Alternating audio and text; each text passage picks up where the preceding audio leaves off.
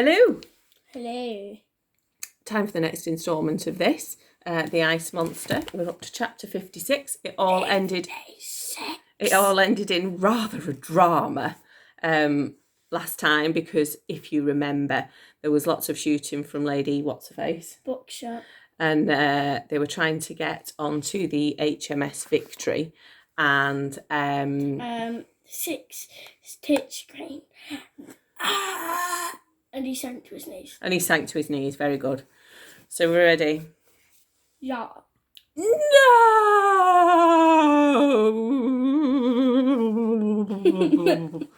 Screamed Dotty from the stern of the HMS Victory. Titch! Titch, no! Have you been hit? Asked Elsie. No, I've just got a stitch, he replied. Then in his most heroic voice he announced, I'm not going to make it. You go on without me. Leave me here on the ice to die. Die, Titch, you've got a stitch. It's a bad one, a really bad one. But promise me one thing, young Elsie. What, Titch? Tell Dotty that I love her. He clutched himself again. Elsie shook her head. She might be the child here, but often she felt more grown-up than the grown-ups. You tell her, Titch, said the girl, hooking her arm under his. What's happening, my darling? Titch has a stitch, replied Elsie. Then the girl turned her attention back to the private. Now stop being silly, Titch. Stitch or no stitch, we're all getting on that ship. I'll do my best, young miss. The wind billowed in the sails and the ship's hull began creaking on the ice. Crunch! A huge ramp was lowered from HMS Victory, landing on the ice with a bosh. Wally first, shouted Elsie, as she gathered the handful of pensioners to get behind the animal to push her up the ramp by her bottom. As the boat rocked in the breaking ice, the ramp wobbled from side to side.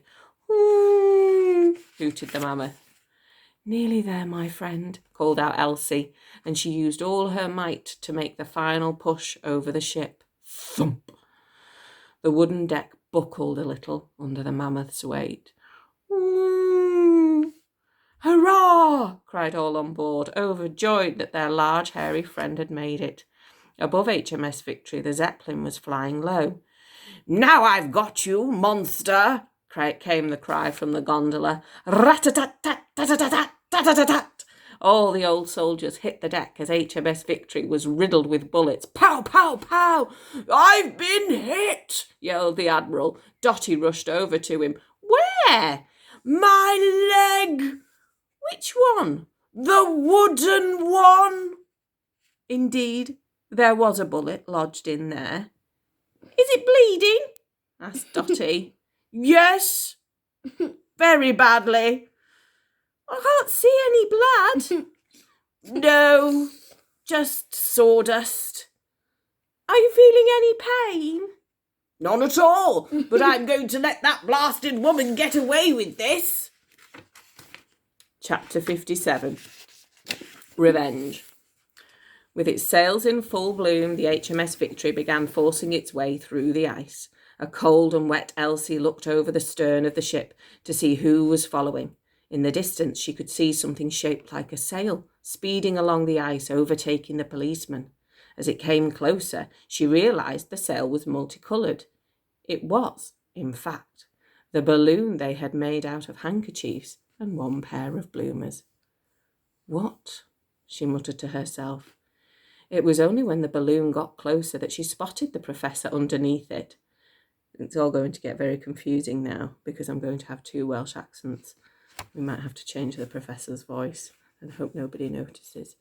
He had attached the sail to his wheelchair and was using the power of the wind to drag himself along. You can't put a great man down, he called out. With one hand he was steering the sail, with the other he was holding on to the dart gun. I've come to take my monster back. This is revenge. "Oh no," said Dotty.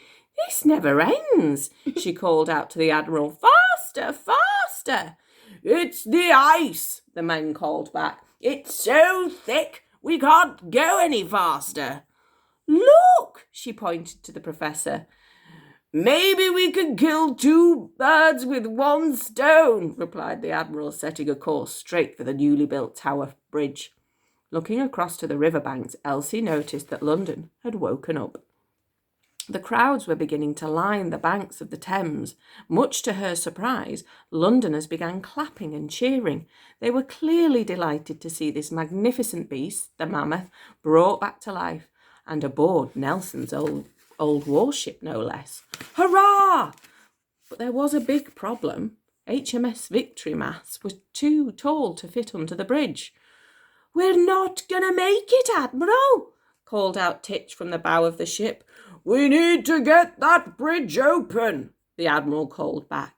Elsie spotted a group of 12 children loitering over the bridge, the unmistakable figures of the Sticky Fingers gang. "Elsie!" they shouted on seeing her. "Open the bridge!" she shouted back. "Up! Up!" Immediately the gang began scaling the bridge to find the control room. The Zeppelin was now just behind the ship and gaining on them fast. Also gaining was the Professor, who fired a poisoned dart. Ping! "Look where you're shooting, you ruddy fool, or I will blast you to smithereens," she cried. Then, "Get that preposterous contraption out of my way!" The Professor fired again. This time the dart stuck in the Zeppelin's huge envelope of gas. There was a loud farting noise as the air began escaping.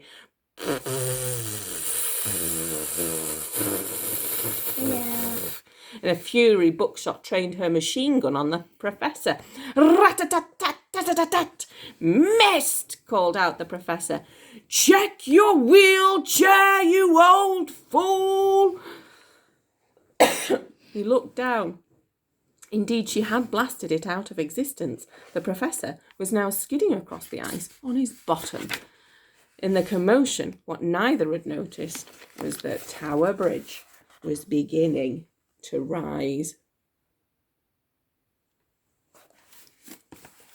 The front mast of HMS Victory clipped one of the sides of the bridge as it opened. "Hurrah!" shouted the soldiers on the ship as HMS Victory passed under the magnificent bridge. "Woo!" hooted Woolley, joining in. The Admiral looked round to see not only Lady Buckshot zooming right behind him in the Zeppelin, but also the Professor skimming along the ice at the stern. "Order those scallywags to lower the bridge! Quick, smart! Down, down!" shouted the girl to her friends. Right on cue, the bridge began to lower. The machine gun blasted, once again ripping through the hull of the Victory. Rat-a-tat-tat-tat-tat-tat! At the bottom of the Zeppelin, Lady Buckshot hollered her instructions to the pilot. "Up! Up!"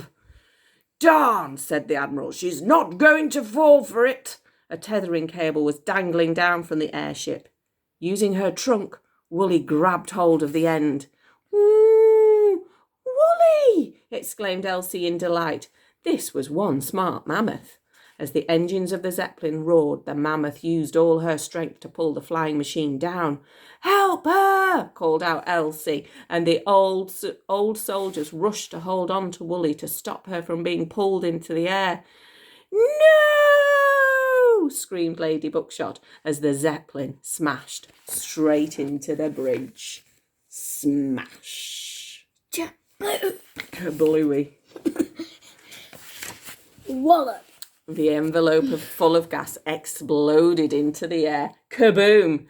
"Ah!" she cried as her gondola plunged right onto the Professor, sending them both down into the icy waters of the Thames. "Hurrah!" shouted everyone on board the Victory. "Woo!" hooted Woolley. The Sticky Fingers gang all waved goodbye to Elsie. "Good luck," they shouted. "Thank you," she called back. "We'll need it." The Admiral addressed his crew. "Now, men, set sail for the North Pole."